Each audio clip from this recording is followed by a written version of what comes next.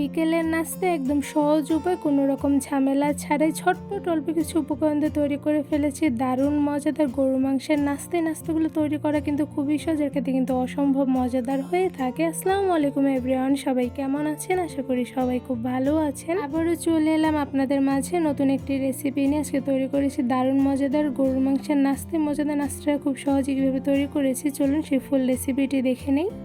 গরুর মাংসের মজাদার নাস্তা তৈরি করার জন্য এখানে আমি কিছু গরুর মাংস ধুয়ে অনেকটা পরিমাণে লম্বা করে আর কিছুটা পাতলা করেও কেটে নিয়েছি। কতটুকু পরিমাণে লম্বা এবং পাতলা করে কেটে নিয়েছি আশা করি দেখেই বুঝতে পারছেন। এবার গরুর মাংসগুলো আমি একটু ছেঁচে নিব।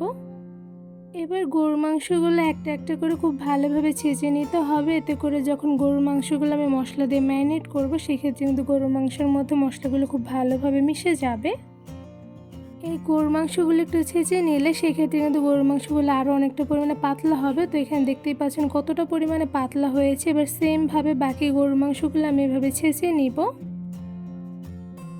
এই তো সবগুলো গরুর মাংস খুব ভালোভাবে ছেঁচে নিয়েছে। তো এরপর যে দেখতেই পাচ্ছেন গরুর মাংসগুলো কিন্তু ছেঁচে নেওয়ার পর অনেকটা পরিমাণে পাতলা হয়েছে। এবার এই গরুর মাংসগুলো মশলা দিয়ে ম্যারিনেট করার জন্য প্রথমে দিয়ে দিচ্ছি আদা বাটা হাফ চা চামচ পরিমাণ, সাথে দিয়ে দিচ্ছি রসুন বাটা হাফ চা চামচ পরিমাণ, দিয়ে দিচ্ছি জিরা গুঁড়া হাফ চা চামচ, সাথে দিয়ে দিচ্ছি ধনিয়া গুঁড়া হাফ চা চামচ, দিয়ে দিচ্ছি লাল মরিচের গুঁড়া হাফ চা চামচ পরিমাণ, দিয়ে দিচ্ছি গোলমরিচের গুঁড়া হাফ চা চামচ পরিমাণ, সাথে দিয়ে দেবো রাঁধুনি রেডিমিক্স গরুর মাংসের মশলা, এখানে আমি 1 টেবিল চামচ পরিমাণ দিয়ে দিচ্ছি।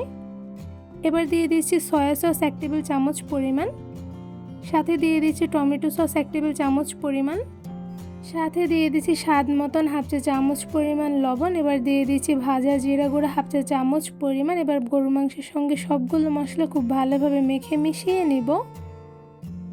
গরুর মাংসগুলো মশলা দিয়ে খুব ভালোভাবে মেখে মিশিয়ে নিতে হবে, তাহলে কিন্তু গরুর মাংসের নাস্তাগুলো খেতে বেশ মজাদার হবে।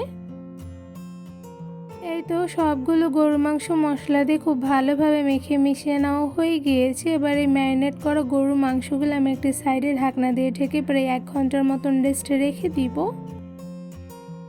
গরুর মাংসের নাস্তাগুলো ভাজার জন্য একটি প্যানের মধ্যে দিয়ে দিচ্ছি 1 টেবিল চামচ পরিমাণ বাটার। এবার চুলার আঁচটা একদম মিডিয়াম টু লোতে রেখে বাটারগুলো আমি সময় নিয়ে গলিয়ে নিব। এই তো সবগুলো বাটার গলে গিয়েছে। এবার প্যানের চারো সাইডে বাটারগুলো আমি ভরিয়ে নিব। এবার এই গরম বাটারের মধ্যে দিয়ে দিচ্ছি ম্যারিনেট করা সেই গরুর মাংসগুলো 1 ঘন্টার মতো ম্যারিনেট করে রেখেছিলাম। সেই গরুর মাংসগুলো একটা একটা করে গরম প্যানের মধ্যে দিয়ে দিচ্ছি। ম্যারিনেট করা গরুর মাংসগুলো গরম প্যানের মধ্যে দিয়ে দেওয়ার সময় চুলার আঁচটা কিন্তু একদম মিডিয়াম টু লোতে রেখে দিয়ে দিতে হবে। তো এরপর যে একটা একটা করে সবগুলো গরুর মাংস গরম প্যানের মধ্যে দিয়ে দিচ্ছি।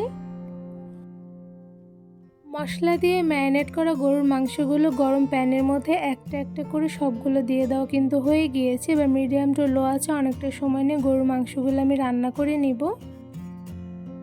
মিডিয়াম টু লো আছে অনেকটা সময় নিয়ে গরুর মাংসের নাস্তাগুলো ভেজে নিয়েছি। তো এরপর যে একটি কাঁটা চামচের সাহায্যে একটা একটা করে সবগুলো গরুর মাংস উল্টে নিচ্ছি।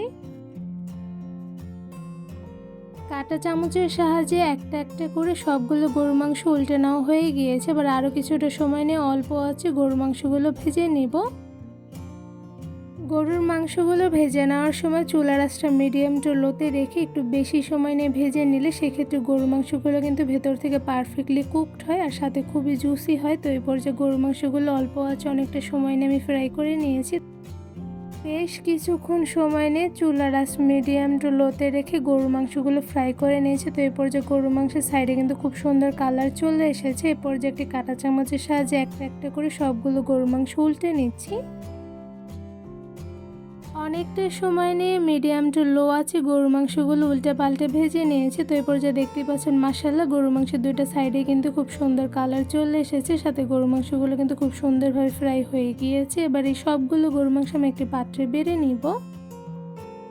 একদম সহজভাবে কোনো রকম ঝামেলা ছাড়াই শুধুমাত্র কয়েকটা উপকরণ দিয়ে তৈরি করে ফেলেছি দারুণ মজাদার গরু মাংসের নাস্তা। এই গরু মাংসের নাস্তাগুলো মাশাআল্লাহ দেখতে যেমন লোভনীয় হয়েছে সাথে কিন্তু খেতে অসম্ভব মজাদার হয়ে থাকে। গরুর মাংসের মজাদার নাস্তাগুলো আপনাদের একটু ধরে দেখাচ্ছি। তো এরপর যে দেখতে পাচ্ছেন মাশাআল্লাহ গরু মাংসের নাস্তাগুলো দুটো সাইডে কিন্তু খুব সুন্দর কালার এসেছে, সাথে কিন্তু দেখতে খুবই লোভনীয় হয়েছে। আর এই গরু মাংসের নাস্তাগুলো খেতেও কিন্তু অসম্ভব মজাদার হয়ে থাকে। আমি একটা আপনাদের ছিঁড়ে দেখা দেখাচ্ছি। তো এই পর্যায়ে দেখতে পাচ্ছেন মাশাআল্লাহ কতটা পরিমাণে সফট হয়েছে যে ধরার সাথে সাথে ছিঁড়ে গিয়েছে, আর সাথে কিন্তু ভেতর থেকে হয়েছে পারফেক্টলি কুকড আর হয়েছে অনেকটা পরিমাণে জুসি।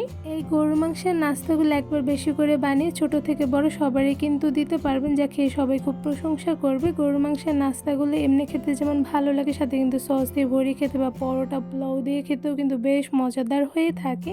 এই মজাদার গরুর মাংসের নাস্তা তৈরির রেসিপিটি ভালো লেগে থাকলে আমার চ্যানেলটি সাবস্ক্রাইব করে ভিডিওতে বেশি বেশি লাইক কমেন্ট শেয়ার করে আমার পাশেই থাকবেন। আজকে এখানেই বিদায় নিচ্ছি। আল্লাহ হাফেজ।